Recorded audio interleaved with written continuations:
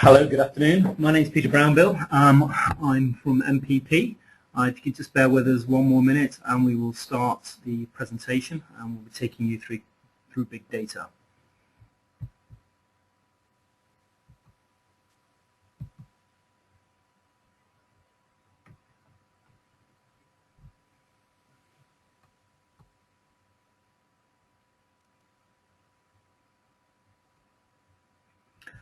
Hello, well, good afternoon. My name is Peter Brownbill, as I mentioned before, and I will be your host today, taking you through big data.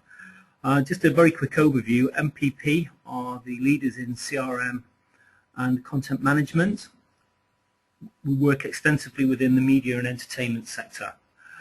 This webinar will be the first of a number of webinars MPP will be running and delivering on big data, and we will be exploring how big data will impact on our industry over the coming months. MPP's live webinars will show you how big data can power your business and how to introduce analytics that will drive, monetize, hopefully increase advertising revenues, personalization, and improve the overall performance both of the customer journey and your organization.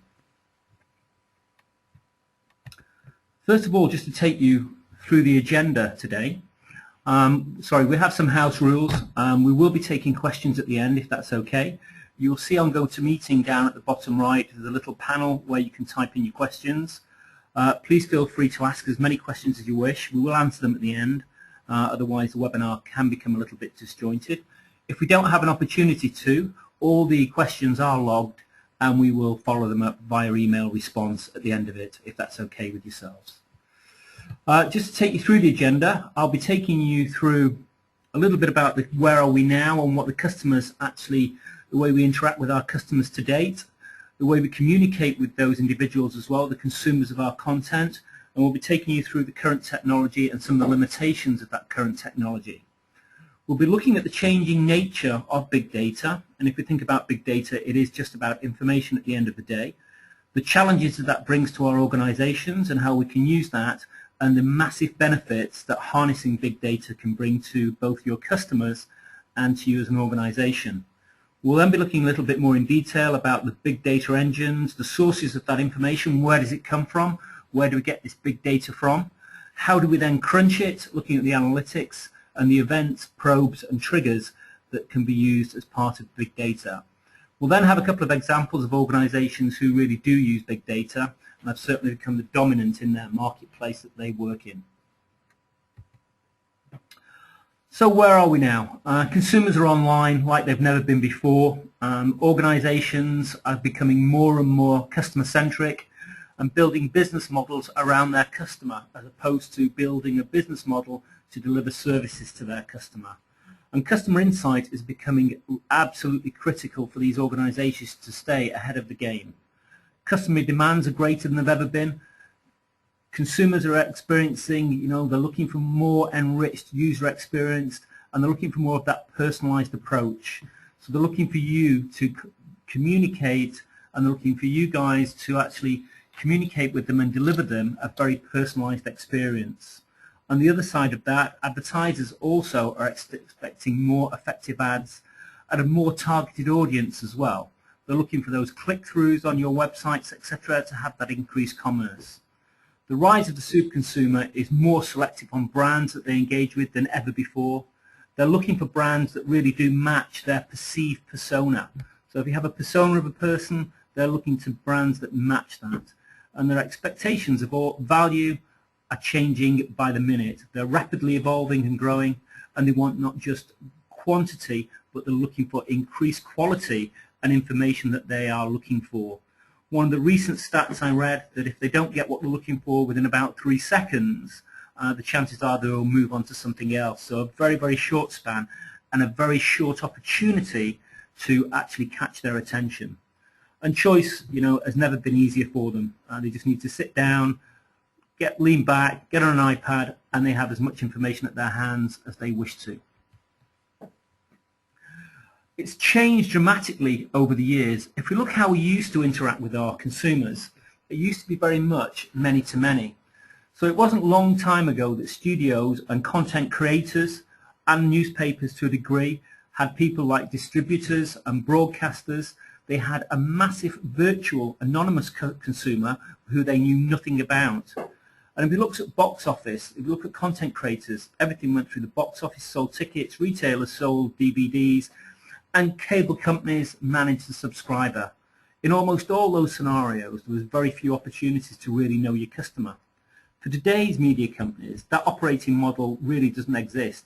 It's been realigned so that customer preferences and requirements inform all their activities, both in the buying and the selling, the value chain, the content creation, and the promotion of the sales, delivery and service. And it's all about optimizing the reader's experience on every channel independently. Rather than simply just trying to duplicate one product across a number of channels, it's how do we make this experience for the consumer better in each channel. And we mentioned before a little bit on consumer insights becoming more and more critical. Well, big data offers audiences a product that they can be more engaged with and to bring more relevant content to that end user. So we've moved away from that many-to-many, and now consumers are actually demanding that one-to-one type of relationship with any organization that they're dealing with.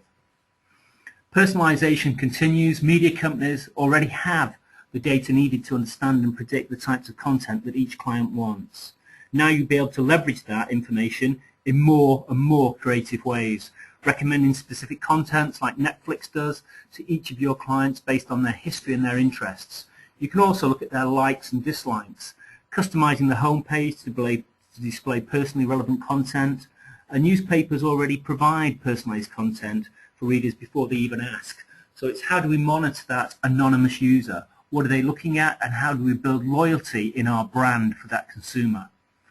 Brands who treat consumers as individuals are 10 times more likely to interact with them on a very personal level, and twice as likely to share that information as well in their sphere of influence.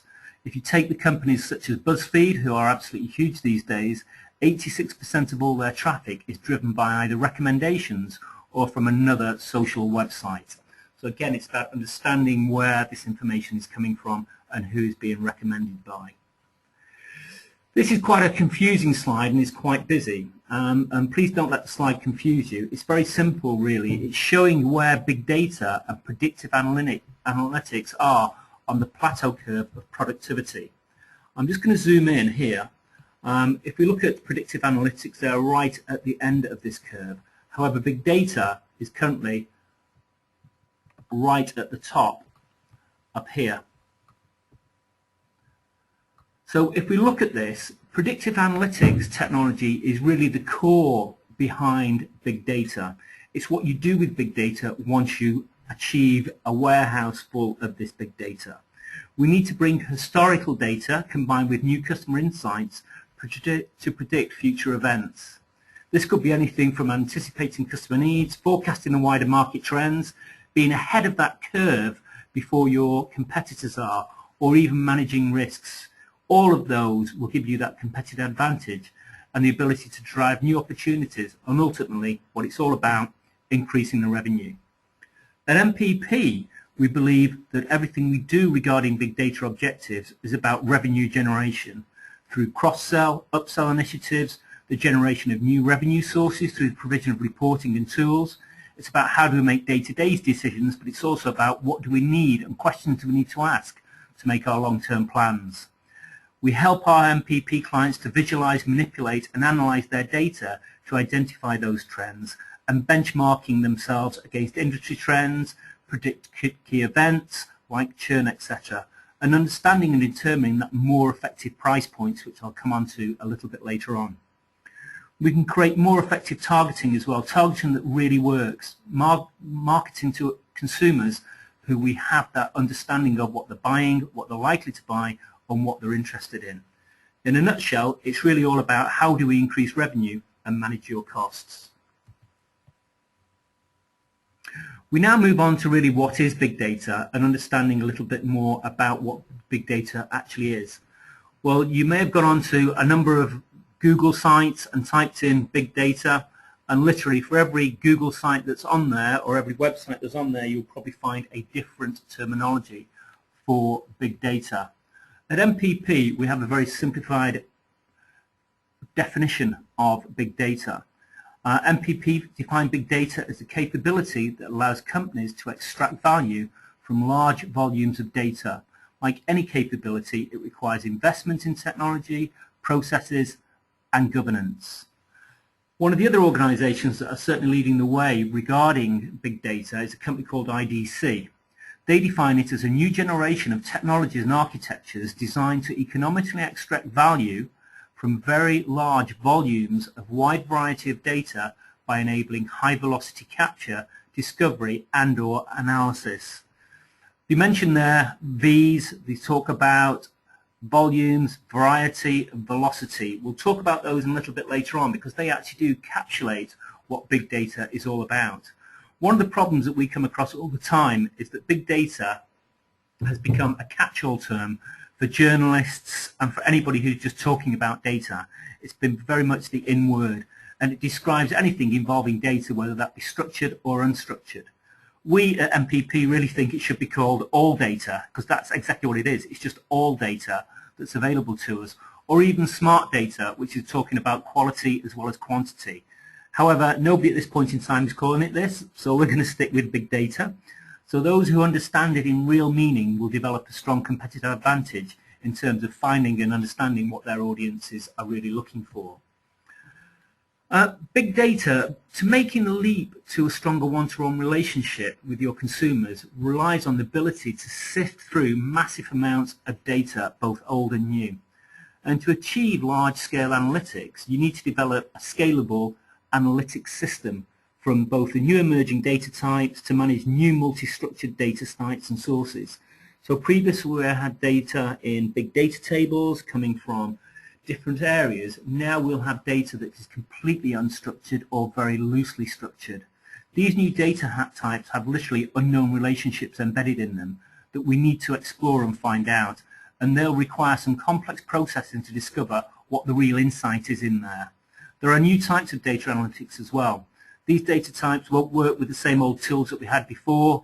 We can't have just, huge amount of data to grunt through and to try and determine what comes out of that and then analyze it to get a decision.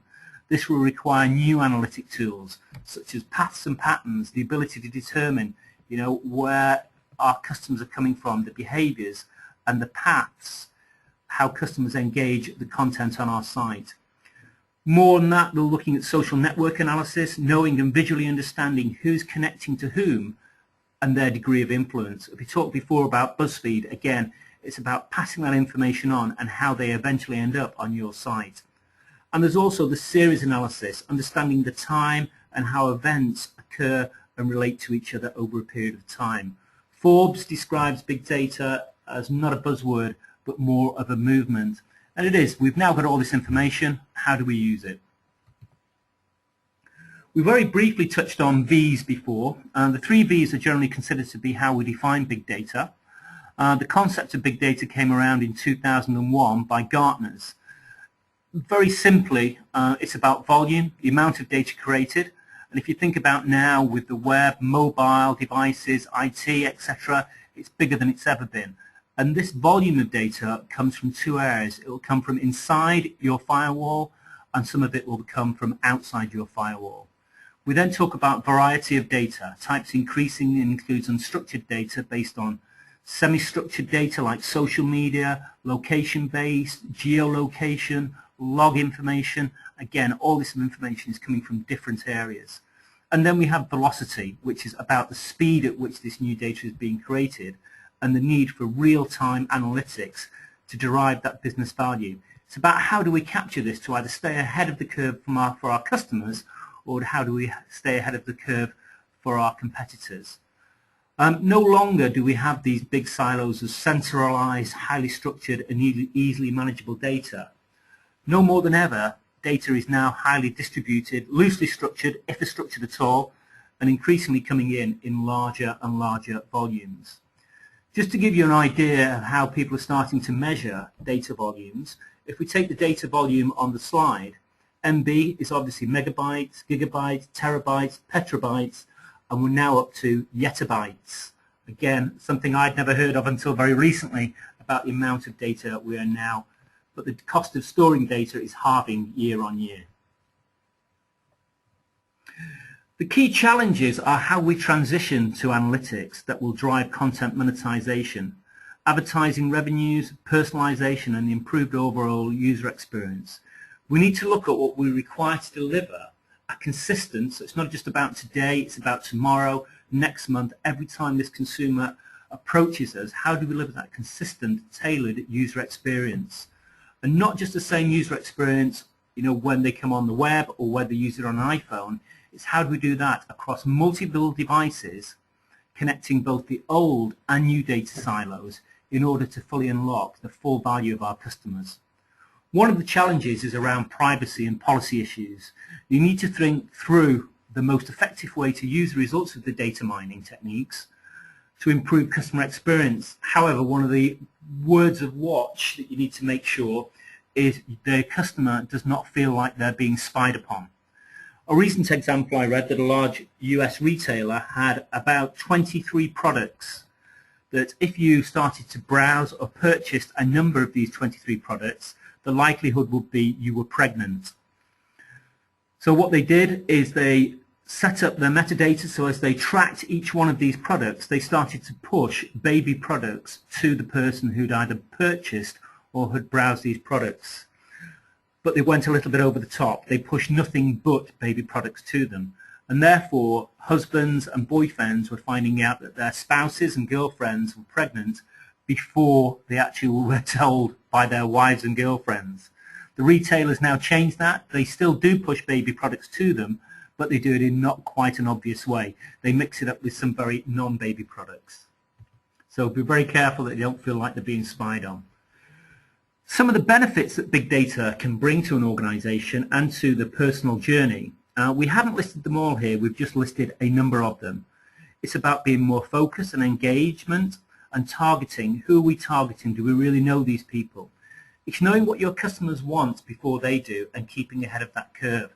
It's about delivering improved customer experiences and increasing the add value as well. We know who we're talking to, we know what they're likely to buy, we know what they're likely to consume. It's about getting new product offerings to market quicker, getting new solutions and products to our customers as well a lot faster. Upsell, bundle, incentives, rewards, reduced churn, all based on activity and improved forecasting, and again, we can start planning our content planning as well. Automated decision for real-time processing. It's not about let's churn some data that we've got today and in 4 months' time we'll get a response. It's about churning data today that allows us to make decisions today and plan for the future by providing dynamic page views and dynamic pricing.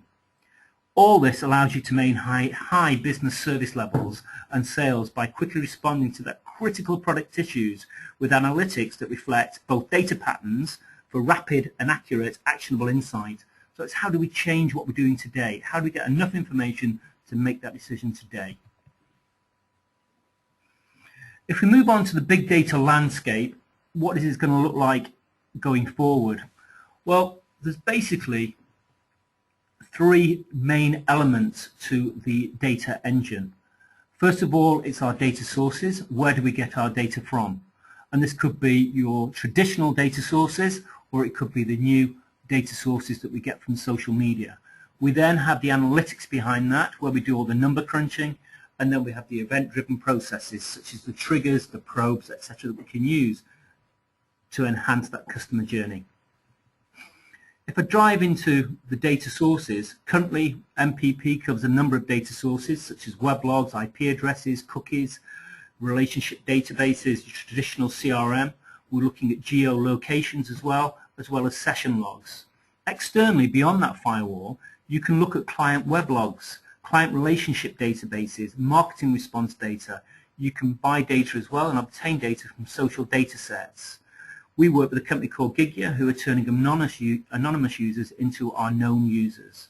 Social analytics is very much a bit of a minefield, and we'll look to cover this in more detail at a later date as purely a separate item.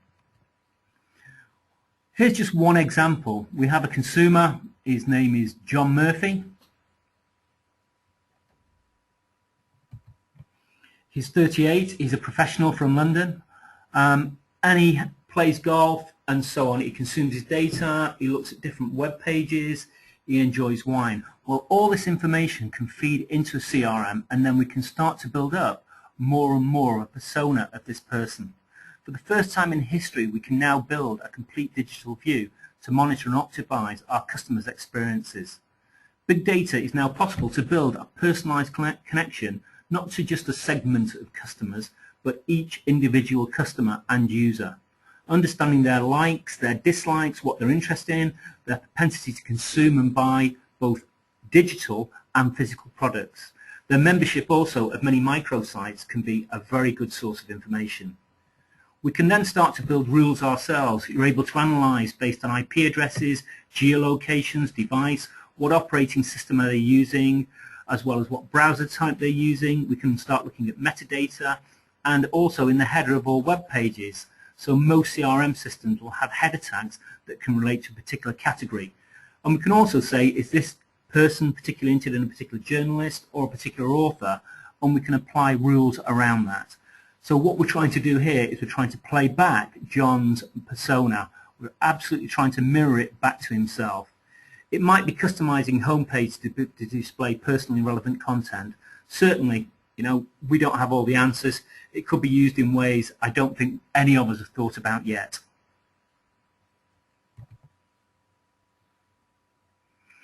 If we take a user comes onto us very much in a journey.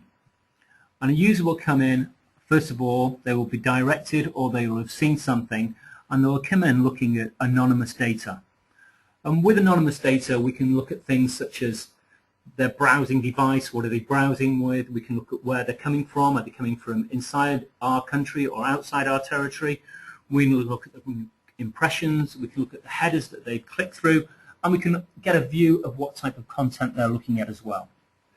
Once they've registered with us, we then can get a lot more understanding of this user. We can also starting to profile, we can look at their behavior, what times of the day do they start looking at content, what devices or number of devices do they browse on, and we can also start using heat mapping. Once they're now subscribed and started to buy product from us, we can then start profiling even further by looking at their frequency, their duration. Is it a 1-month duration or a 12-month duration of subscription? We can also look at the payment type. Are they paying by PayPal or are they paying by American Express? Again, we can start building up this profile. And big data helps both TV and publishers understand their target audience based on this information. We can start using optimizing pricing based on a number of data sets such as location, categories, browsing device. Also, don't forget that personalization pricing can be an ideal element for personalized marketing to either spur sales on, reward customer loyalty, or urge reluctant customers, subscribers to renew. And this works both in TV and digital. Similar product bundling, but there is no reason now to guess it and say we think our customers need this. Big data can reveal the best general product mix and the best personalized mix to maximize your sales, not just as said to a group of consumers, literally to an individual consumer. MPP provide the ideal platform for big data analytics. We provide our EHQ, and it's all about having that single, centralized, digital customer view, allowing you to manipulate that customer and get a greater understanding of them. Manager can ask questions such as which are the most profitable customers and look at segments there. We can also get answers to say which are our least profitable customers, which customers have been with us for the shortest time, which customers have been for the longest time. We can also provide dashboard capabilities for performance managers. Users can choose which queries to run, and we can filter, rank, and report by certain dimensions, either regions, duration, browsing history, heat mapping, as well as we can drill down and drill up on this data. Our EHQ gives managers a window into a vast amount of business transactions that can help them with either the everyday decision making, i.e. what do we need to do now, or that long-term planning. If, like MPP, you've started to get your head around big data and you're carrying out your research to establish how you will achieve your big data goal, you'll have found literally a plethora of organizations who provide services in different ways. And here's just some of them that I've got on the screen at the moment. MPP objective is really to do all this work for our customers and to find the best in breed of suppliers to provide a shrink-wrap solution to our consumers. Whilst MPP is evolving along the big data roadmap, we'll be using such things as Hadoop to provide target solutions to meet our requirements. MPP are in a very lucky position. We focus purely on entertainment and media sector, and we currently over the years have talked to hundreds of organisations in that sector, and we now have developed what we believe is a clear understanding and a clear roadmap of our customers' requirements in the media and entertainment sector, and we'll be rolling that out at a later date. If we now look at how does this all pull together and how is this going to benefit us, it's about highly targeted marketing. With big data companies, you can look beyond the ways consumers currently engage with our content to find solutions that are even more natural and useful to the customer. Variable pricing models have been around for some time now based on market timing. Inventory and profit margins is nothing new for businesses. Airlines, hotels, restaurants have long employed what they call yield management techniques to maximize revenue. But pricing changes are now coming far faster and affecting more products than ever. Any savvy organizations are beginning to flirt with the new factors like identity-based pricing, where what you pay is really based on who you are and not what you're buying. Paywalls in the publishing sector are increasingly common. They are very fashionable and have certainly blazed the trails like the New York Times, the Financial Times, and they trailblazed the meters. And the idea I had is when it comes to dynamic pricing, which we looked at a little bit earlier, if you have an end user who is, say, anonymous, and you know on a national newspaper they are focused on the sports contents, so they keep coming on looking at the sports content, that when they hit the meter, you've had 10 articles, you've read 10 articles, why not offer them 2 products so they can then make a decision very easy. One of them is a lightweight sports bundle, say £2 a week, and the other one would be an all-as-you-read one for, say, £10 a month. They've hit the buffer, they can't view any more articles, we then automatically offer them 2 new pricing options. Bit of a controversial one is having dynamic pricing. So you can charge different end users a different price based on what you've learnt about them. Let's say you're tracking a person on an iPad, and let's say the iPad user has a profile within the system that is deemed to have a slightly more disposable income opposed to a person on a non-iPad device. Should we apply a 10% increase to that person on the iPad? I think this is quite interesting because it's really applying those dynamic pricing. The other interesting thing again is when it's a registered user and a subscriber. They're subscribed for 2 years, they're currently reading 3 articles a month with us. Normally you would leave those alone. They're a good customer, they keep coming back to us, they've got 2 years subscription. Well, the chances are this is the person who's less likely to churn, and therefore we should possibly consider increasing their price point. Again, just food for thought, but again, big data will allow you to build up the personas of these individuals to understand more about them and whether you can actually apply that slightly more price increase for the person that's less likely to churn. If we move on now to some examples and takeaways, well, there's a number of organizations that are doing it extremely well. One of the key ones in the market, which you will know about, is Amazon. Amazon have been operating this model for some time. I know we come from a wide mix of industries, but there are tremendous ideas that come from other industries that you need to consider and adapt and adopting. These organizations have really harnessed big data. Dynamic pricing just doesn't take into account your competitors' margins into account. Online commerce sites such as Amazon are also experimenting with identification-based pricing, which priced items based on what is known about the customer, such as their buying history and buying behavior. This can be both good and bad. On the plus side, if Amazon recognize that this is the 10th time the same customer has window shopped for a particular item, an algorithm will run and try to lower the price just for that customer to see if they can close the sale at that point inside. If, on the other hand, the customer has a history of buying high-priced items, it might presume they're willing to pay more for a given item, or even a higher price, or even push more expensive choices. There are a number of these there are a number of these examples. Some examples are consumer product companies and retail organizations are monitoring social media like Facebook and Twitter to get that unprecedented view of their customers' behaviors, preferences, and what's actually trending at that moment in time.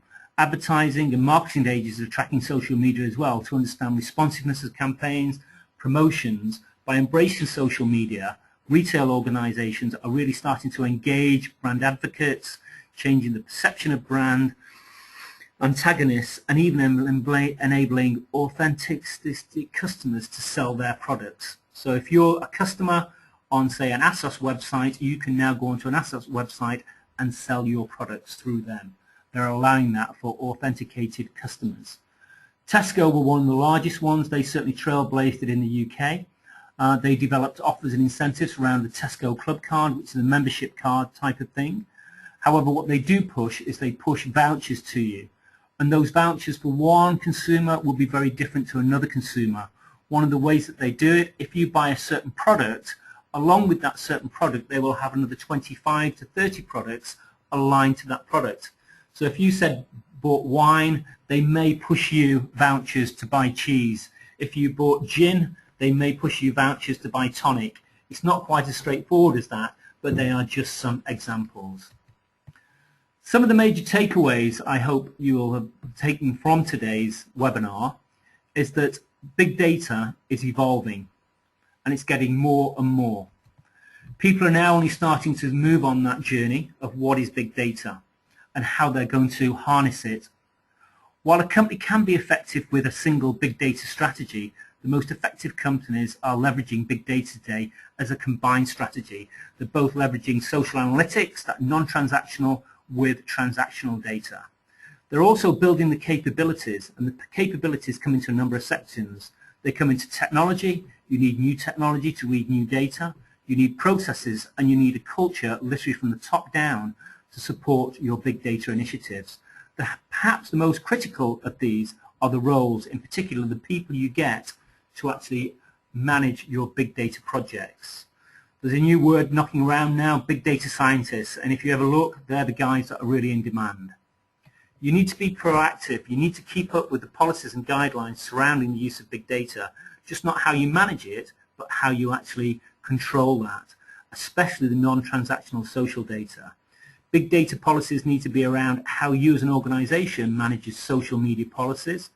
You need to train your staff regarding social data use. Compliance and security is a key one, and also telling your customers and consumers how you're using their data. Organizations that are becoming more and more customer-centric build solutions around their customers and their employees and how the personal benefits from big data projects. Big data projects that create a negative experience with users, despite the benefits they bring to the company, should really be rethought. And one of the key things is with big data, it allows you to carry out experiments. Big data strategies need to take into account both transactional and non-transactional that we spoke about, but you can now experiment and discover trends that could manage and that could help managers consider decisions and opportunities that they could never imagine before. And organizations such as Amazon, Google, Facebook, they are the leaders in this, have harnessed big data in a big way and are now by far the dominant competitors in the big data market.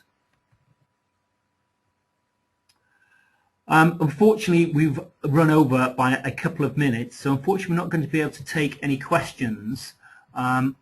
Across the bottom, I do have a number of questions, so if it's okay, what we'll do is I will respond to these questions via email. Thank you again, everybody, for your time. We do really appreciate it. It's been a pleasure having you on. But if you want any more information, any follow-up, we'll be delighted to either set up a private call or a consultation with you. If you want to give any feedback, you've got my email address. It's peter.brownbill@mppglobal.com. It came on the invite. So we look forward to contacting you, and we look forward to advising you of our next Big Data webinar. Thank you very much indeed. Thank you.